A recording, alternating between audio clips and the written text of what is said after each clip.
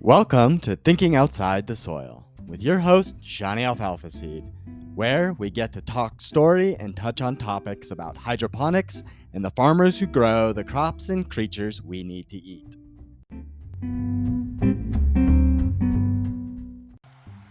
Good morning, and happy Aloha Friday to you. Thank you for being with me on this gorgeous day. Today is November 10th, 2023, and I say that day specifically because I wish to express my gratitude and the celebration of the Marine Corps. Happy birthday to the Corps. Now, I bet you're wondering why I may say that when this is a show about agriculture. Well, a lot of my life changed when I made the decision to go to the Marine Corps after graduating high school. Now, there's a lot behind that, so stick with me and you'll hear more later on in the show today about why that may be impactful or have relevance to my decision to be who it is I am today. So as many of you may know, I am into hydroponics, hydroponic agriculture, and I am the executive director of Blooming Health Farms. I'm currently driving south on Interstate 25 and driving through Fort Collins on my way to Greeley. It's been a whirlwind of time the last 2 months, and I shall share some of those later on as promised in the previous shows. But I basically had to honor a commitment that I really didn't want to, but I had to. And had to means a lot. There was no choice. And sometimes in life we don't get a choice. We just have to go with the cards that were dealt. Well, it was when I was 18 years old. I didn't know what I wanted to do with my life. So it was 2003, and I was looking for something to enrich my life. So I made the decision to enlist in the Marine Corps. Well, I did all that you need to do. I went down to the examination. I went down and took my ASVAB. I went down and took the oath to the Constitution to become a Marine. And I got a ship date that was several months in the future. I did this in the fall of 2003, and my ship date was scheduled out in May. Well, I thought that I needed to go out and have some quote-unquote fun before I gave my life in service to the United States government. Well, that meant going up to Breckenridge and taking a job as a ski lift attendant. Well, I did not know that that decision would force a choice upon me that would forever change my life and eventually bring me to the world of agriculture. You see, I used to be a really bad alcoholic. And as of this recording, it's been almost 7 years. It's been 6.5 years since I've had a drink.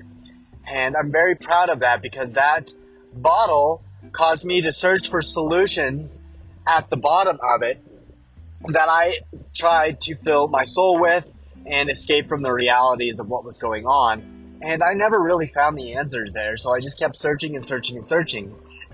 It showed me that I am a seeking individual, that I'm willing to go to the depths of the abyss and beyond in order to accomplish what I want to do. And I get to reflect on that now to see that this perseverance and persistence in pursuing Blooming Health Farms and the dreams of giving back what I've been given have just taken a turn for whatever it may be. And I'm currently doing things that I never, ever expected. Well, while I was up in Breckenridge, Colorado, I got drunk and tried to steal a keg. Yeah, I used to be a thief. I used to do a lot of things. I used to be a different person. And when I tried to steal that keg, I was accosted, or rather approached by a security guard working at the place where the keg was. And I ran away from him. And in trying to get away, I ran on top of a rooftop and tried to hide from him.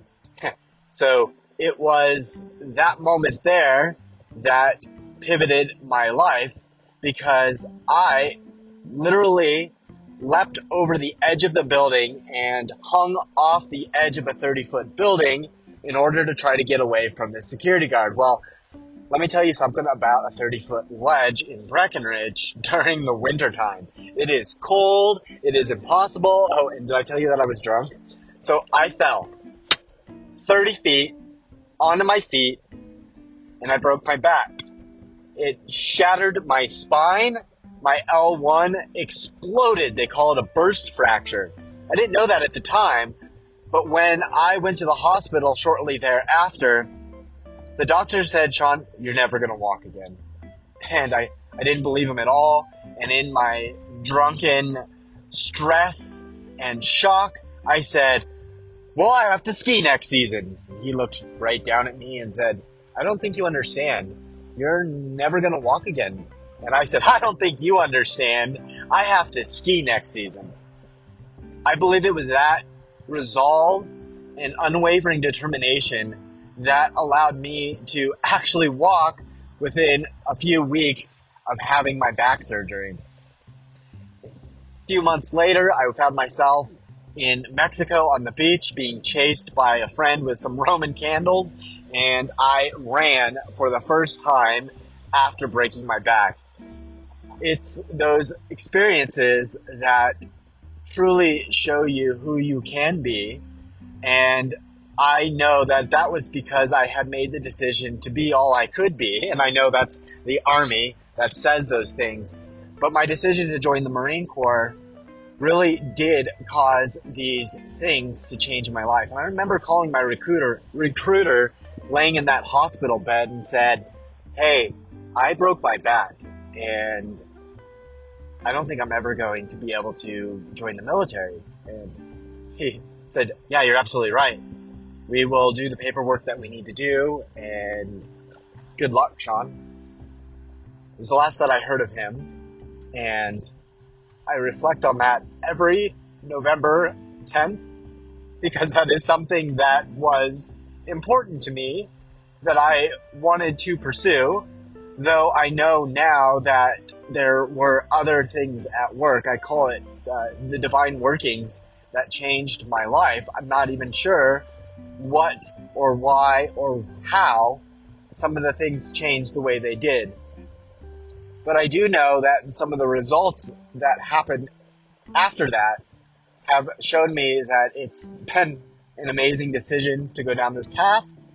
And I didn't necessarily understand that I would suffer more trauma, I would suffer more turmoil, but it's those tests that do get to show us if we're willing to step up to the plate. Now, I share this with you exclusively because I find this an absolutely great way to say that you can do whatever it is you want to do. And if you've never used hydroponic agriculture, you need to check out Thinking Outside the Soil. Now, as you read that book, you're going to learn about this journey that other farmers and ranchers have been on for millennia. It's not something new, but it has been around for thousands of years, and there are a lot of great new technologies that make us able to use hydroponics even better than we used to. So get yourself a copy of Thinking Outside the Soil.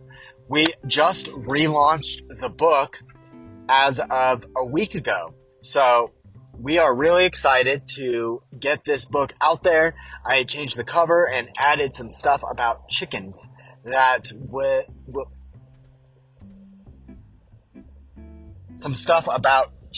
I've learned since publishing the book in October of 2022.